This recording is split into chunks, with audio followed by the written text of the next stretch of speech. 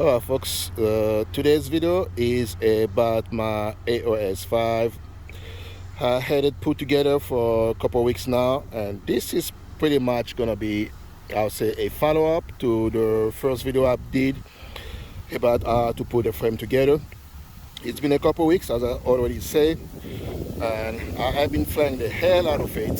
As you can see, this is a pretty windy day. As I put some footage of the flight, I got a bunch of footage, but this one's gonna be with the GoPro. I've pretty much flown with this drone just with the DJI unit. I haven't really used the GoPro on it. I'm not really planning on using the GoPro on it. It flies pretty good without the GoPro. God, it is windy today. So I'm just gonna go for a slow little flight so we can get some flight footage for the video. But to go a little more in detail about the drone itself, I'm gonna go straight to the bench so you can see how I have everything laid out. I have my DJI unit in the back and the stack in the front. And of course, with this frame, you can actually switch the placement of both of those. You can actually have your DJI unit in the front and your stack in the back. There is plenty of room for any kind of placement you like to do. But the reason I got my air unit in the back is that it does make for a much cleaner look.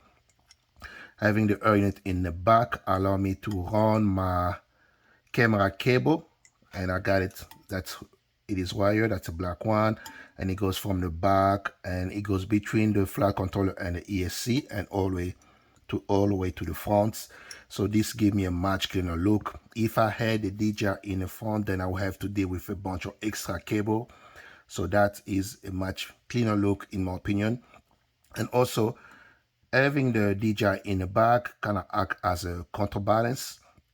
I'm not planning on running this drone with a GoPro on it. I'm very much satisfied with the image quality and sound I get from the DJI unit. But in case one day for some reason decide to run a GoPro on it, then this is gonna act as a counterbalance because we're gonna have the GoPro here, we're gonna have your DJI in the back, and you're gonna have the battery on top. So that should give you much more balanced quad overall. DJI in the back. The stack I'm using on this guy is the T motor stack, and this is the Velox T motor stack. The flight controller is the F7 flight controller, and the ESC is a 45 amp ESC. The reason I picked this stack is because it does come with a 10 volt regulator. Actually, the ESC has a 10 volt regulator, and that goes straight in the flight controller, and that's what feeding the DJI units is a 10 volt regulator. And as you know, one of the big limitations with the air unit is that you can only go up to 4S. But since I'm running it out of the 10 volt regulator, I don't need to worry about that. And this is going to be specifically a 6S drone, so no worry about me burning my DJI unit. One of the big drawback on this frame, I have to say, is that there is no place for the capacitor. Okay, I got my capacitor right here, but I usually like to have my capacitor directly soldered to the battery pad. And since I'm using a 30 by 30 stack, that is pretty much no space for it. So I had to run it on the side, and I got some wire going to the battery pad that I'm running the capacitor here. And this is not really the best way to run a capacitor, but that, it is what it is. I got no option, so that's why I have my capacitor.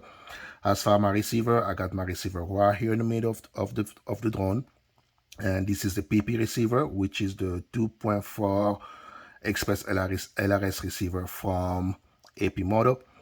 It's working pretty good. I actually first had it in the back on top of this little tape here. I'm using this tape also to keep my wire in place, but I was having some issue with my connection, and I believe that the air unit was causing some kind of interference with the receiver itself. Since I move it in the middle, I don't have any more issues with my connection. I got the antenna in the back. I got a zip tie right there to the arms. That actually crisscross wanted the antenna to be set up. That's pretty much the setup I did, and that is working pretty good. I have no issue with my video. I have my XT60 sticking out of the side, and that is pretty much it. I didn't want to run it from the back because you can see I got my battery pad here. So if I had to run it out of the back, my LaPo wire were going to be covering my receiver. I didn't really want to do that, so that's why I'm running it on the side. As far as motor goes, I'm using the Emax Echo 2, and those are 2306 1900 kV motor. I already did a video about those motor. I'll put a link to that video if you'd like to check it out. Very good motor for a very cheap price.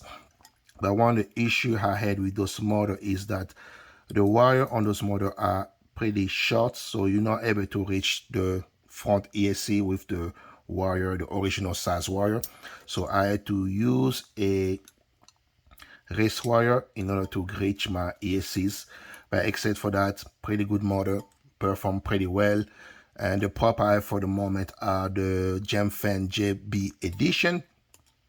I'm liking those prop right now. I'm testing them out. But that's one thing about props, guys. I switch prop all the time, but that's what I got for right now. And I have to say they're flying pretty good with those props.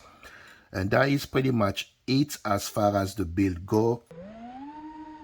So as far as flying goes, this is a super fun drone. It is very smooth and very responsive, and in the same time very controllable. I have had this guy for a couple of weeks now, as I said, and during that time I have flown it in many different configurations and used many different props, and it didn't matter which configuration I throw on it, the drone was still pretty smooth.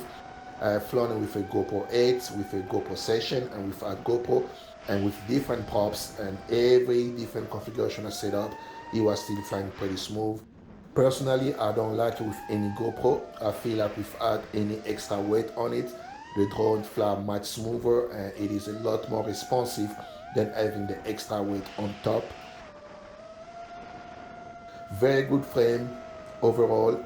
I'm using Betaflight, and I don't think that it does matter which software you use. The frame is pretty solid, so you could use keys or InMoveFlight or anything. I believe with this frame you're still going to be getting pretty good smooth flights out of this drone, out of this frame, I'm sorry.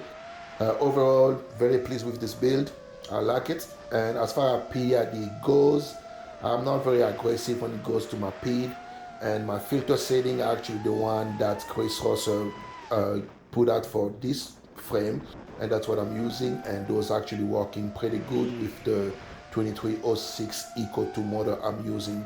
So pretty good drone, and again guys, I'm enjoying it. I've been flying the heck out of it, and thank you for watching this video guys, and I hope to see you on the next one.